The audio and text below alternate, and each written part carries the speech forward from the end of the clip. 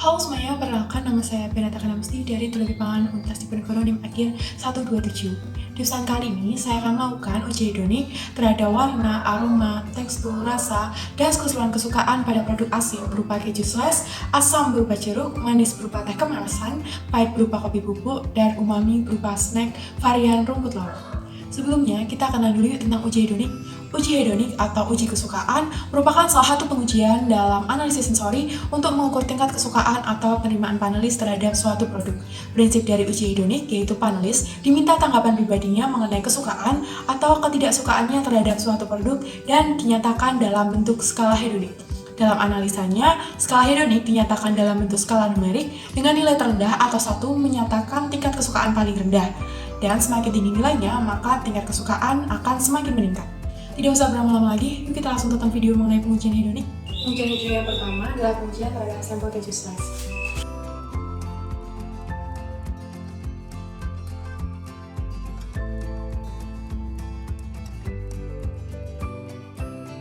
Untuk keterangan kode sampel keju slice, 109 untuk merek McD, 583 untuk merek Kraft, dan 812 untuk merek Proces. Dari pengujian hedonik warna, sampel 109 atau keju McD, saya beri nilai 7 atau sangat suka, karena keju McD memiliki warna putih kekuningan yang paling menarik. Kemudian sampel 583 atau keju Kraft, saya beri nilai 6 atau suka. Dan sampel 812 atau keju Proces, saya beri nilai 5 atau agak suka, karena keju Proces memiliki warna yang paling putih dibanding keju lainnya. Warna kuning pada keju slice ini disebabkan karena adanya kandungan beta-karoten pada lemak susu sapi dan penggunaan pewarna alami AnaToCl 75120.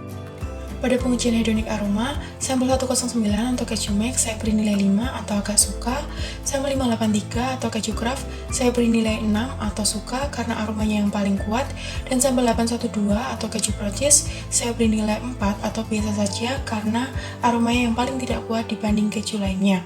Aroma keju ini disebabkan karena adanya fermentasi laktosa, sitrat, dan senyawa organik lainnya menjadi berbagai macam asam, ester, alkohol, dan senyawa volatil pembentuk aroma. Dari pengujian hedonik rasa, sampel 109 untuk keju McD, saya beri nilai 3 atau agak tidak suka, karena keju McD memiliki rasa yang paling asin, sedangkan saya cenderung menyukai produk yang tidak terlalu asin. Sampel 583 atau keju Kraft, saya beri nilai 4 atau biasa saja, dan sampel 812 atau keju Proces, saya beri nilai 5 atau agak suka, karena keju Proces memiliki rasa yang tidak terlalu asin. Rasa asin keju slice ini disebabkan karena adanya proses penggaraman dalam pengolahan keju. Dari pengujian hedonik tekstur, sampel 109 untuk keju McD, saya beri nilai 5 atau agak suka, karena keju McD memiliki tekstur yang paling lembut. Kemudian, sampel 583 keju Kraft, saya beri nilai 3 atau agak tidak suka, karena keju Kraft masih memiliki tekstur yang agak kasar. Dan sampel 812 atau keju Proces, saya beri nilai 4 atau biasa saja. Tekstur keju slice yang lembut ini disebabkan karena tingginya proporsi lemak, sedangkan tekstur yang agak kasar disebabkan karena adanya penambahan padatan kasein pada pengolahan keju. Secara keseluruhan, keju McD saya beri nilai agak tidak suka, keju Kraft saya beri nilai biasa saja, dan keju Proces saya beri nilai agak suka. Pengujian hedonik yang kedua adalah pengujian terhadap sampel jeruk.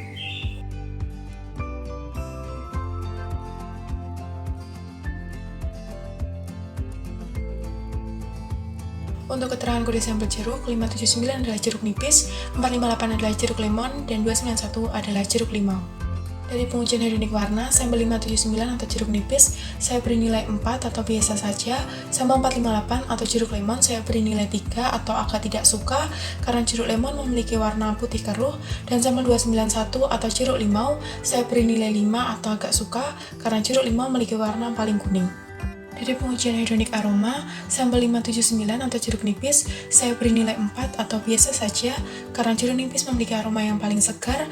Sampel 458 atau jeruk lemon, saya beri nilai 2 atau tidak suka, karena jeruk lemon memiliki aroma yang segar dan sedikit bercampur aroma pahit.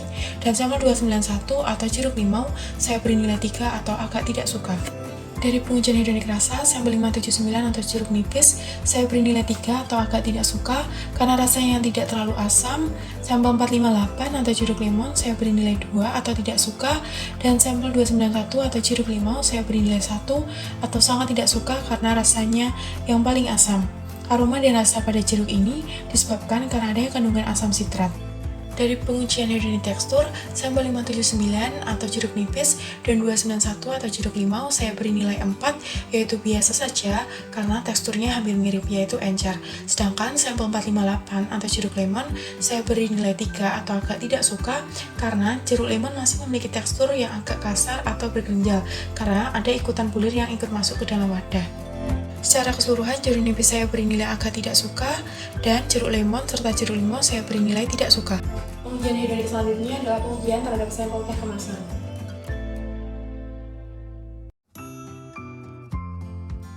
Untuk keterangan kode sampel teh kemasan, 476 untuk merek teh kotak, 918 untuk merek teh botol, dan 804 untuk merek Fresh Tea. Dari pengujian hedonik warna, sampel 476 yaitu teh kotak dan 918 yaitu teh botol, saya beri nilai 6 atau suka karena warnanya hampir mirip dan yang paling pekat. Sedangkan sampel 804 atau teh Fresh Tea, saya beri nilai 5 atau agak suka karena warnanya tidak terlalu pekat. Warna teh yang coklat ini disebabkan karena dia proses fermentasi dalam pengolahan daun teh. Menurut Nafisa dan Widyaningsih tahun 2018, selama fermentasi, katekin akan teroksidasi menghasilkan teh flavin dan teh arubikin yang menentukan warna air seduhan teh. Dari pengujian hedonik aroma, sampel 476 yaitu teh kotak dan 804 yaitu Fresh Tea saya beri nilai 7 atau sangat suka karena teh kotak dan Fresh Tea memiliki aroma melati yang kuat. Sedangkan sampel 918 atau teh botol saya beri nilai 5 atau agak suka karena teh botol memiliki aroma melati yang tidak terlalu kuat. Aroma teh ini disebabkan karena adanya penggunaan daun teh melati dalam pengolahan teh.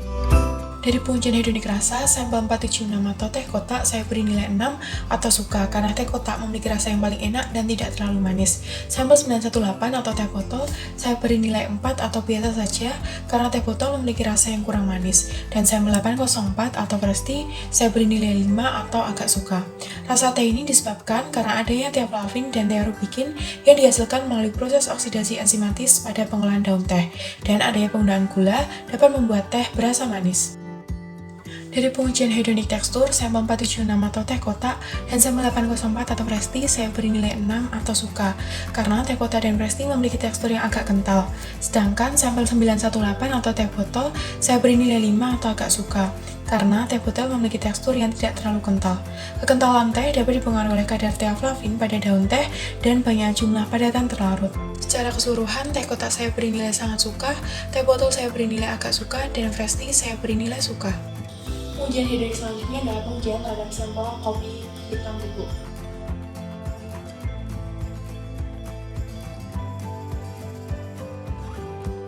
Untuk keterangan kode sampel kopi hitam, 023 untuk merek Top Coffee, 621 untuk merek Kapal Api, dan 905 untuk merek Nescafe.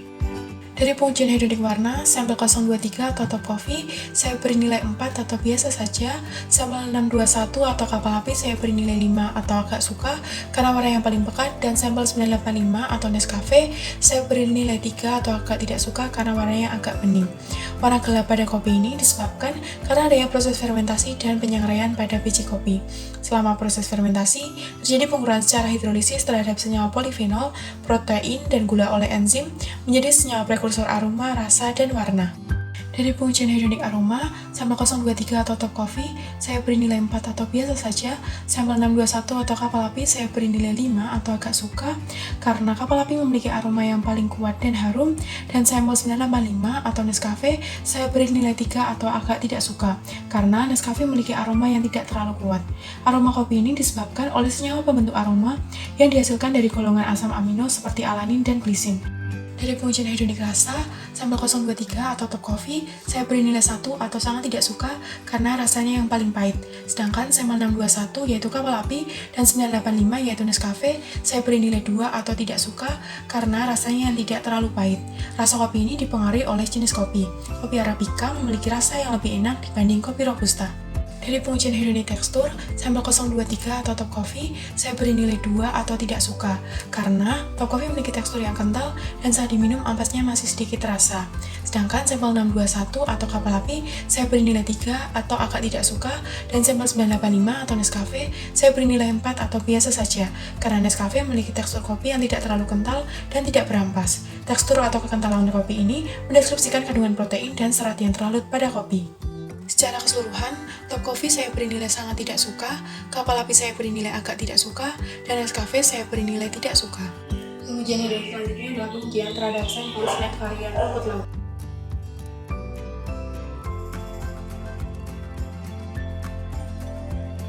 Untuk keterangan kode sampel produk snack, 620 untuk merek Citatolite, 438 untuk merek Potapi, dan 837 untuk merek Taro. Dari pengujian hedonik warna, sampel 620 atau Citatolite, saya beri nilai 6 atau suka, sampel 438 atau Potapi, saya beri nilai 7 atau sangat suka, karena Potapi memiliki warna keripik paling kuning dan ditutupi bumbu paling banyak sehingga warna hijau dari rumput lautnya cukup pekat, dan sampel 837 atau Taro, saya beri nilai 5 atau agak suka, karena Taro memiliki warna yang paling putih dengan warna hijau dari bumbu rumput laut paling sedikit. Dari pengujian hedonik aroma, sampel 620 atau Citatolite dan sampel 837 atau Taro, saya beri nilai 5 atau agak suka karena Citatolite dan Taro memiliki aroma yang tidak terlalu kuat. Sedangkan sampel 438 atau Potapi, saya beri nilai 6 atau suka karena Potapi memiliki aroma rumput laut yang paling kuat. Aroma rumput laut snack disebabkan karena penggunaan bumbu rasa rumput laut. Pengujian hedonik rasa, sampel 620 atau Citatolite, saya beri nilai 5 atau agak suka karena rasa umaminya tidak terlalu kuat. Sampel 438 atau Potapi, saya beri nilai 7 atau sangat suka karena rasa umaminya paling kuat. Dan sampel 837 atau Taro, saya beri nilai 6 atau suka. Rasa umami pada snack disebabkan karena penggunaan penguat rasa seperti MSG. Menurut Maulidia dan Wibrianto 2019, MSG akan meningkatkan rasa umami pada produk pangan. Dari pengujian hedonik tekstur, sampel 620 atau Citatolite, saya beri nilai 7 atau sangat suka, karena Citatolite memiliki tekstur paling renyah.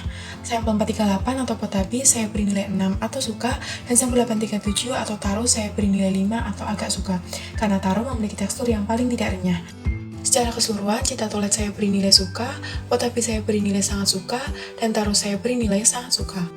Dalam pengujian hedonik, sampel perlu diberi kode acak 3 digit dengan tujuan untuk meminimalisir subjektivitas. Selain itu, sampel perlu diletakkan di wadah yang sama dan diberikan secara bersamaan.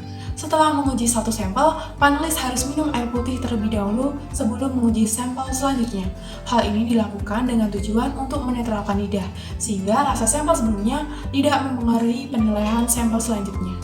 Faktor-faktor yang dapat mempengaruhi hasil pengujian antara lain kondisi psikologis panelis, kondisi fisiologis panelis, kondisi genetis misalnya panelis yang sangat peka terhadap rasa tertentu, dan kondisi suasana pengujian. Kondisi psikologis seperti mood, motivasi, bias, dan tingkah laku dapat mempengaruhi kepekaan indera. Selain itu, kepekaan indera juga dapat menurun karena ada yang rangsangan terus-menerus atau terlalu tajam, seperti pada pengujian kopi. Penggunaan panelis yang lebih memotivasi dan serius akan memberikan hasil percobaan yang lebih baik. Kemudian, untuk kondisi fisiologis seperti lapar, kenyang, kelelahan, atau sakit dapat mempengaruhi kepekaan indera panelis saat pengujian. Kemudian, untuk pengujian, sebaiknya dilakukan di ruang yang kedap suara, sehingga panelis dapat berkonsentrasi.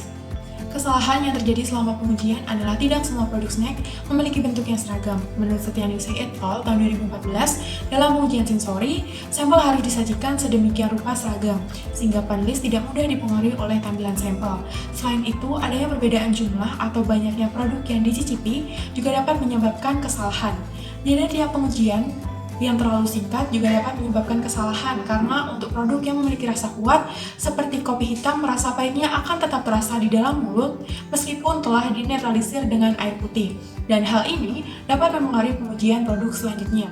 Uji hedonik atau uji kesukaan merupakan pengujian yang dilakukan untuk memperoleh pendapat panelis mengenai produk baru dan mengetahui produk mana yang paling disukai. Pada produk asin yaitu keju slash, merek Procis memiliki tingkat kesukaan paling tinggi karena rasanya tidak terlalu asin dan teksturnya yang lembut.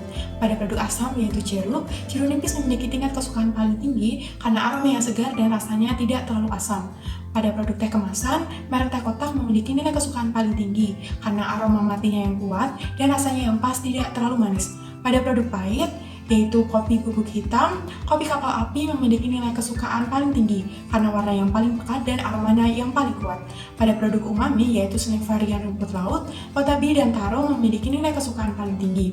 Potapi memiliki warna yang paling menarik serta aroma dan rasa yang paling kuat, sedangkan Taro memiliki rasa yang kuat tetapi tidak berlebihan. Dan ini adalah formulir uji hedonik yang digunakan saat pengujian. Sekian penjelasan dari saya mengenai uji hedonik. Terima kasih atas perhatiannya dan sampai jumpa kembali. Dadah!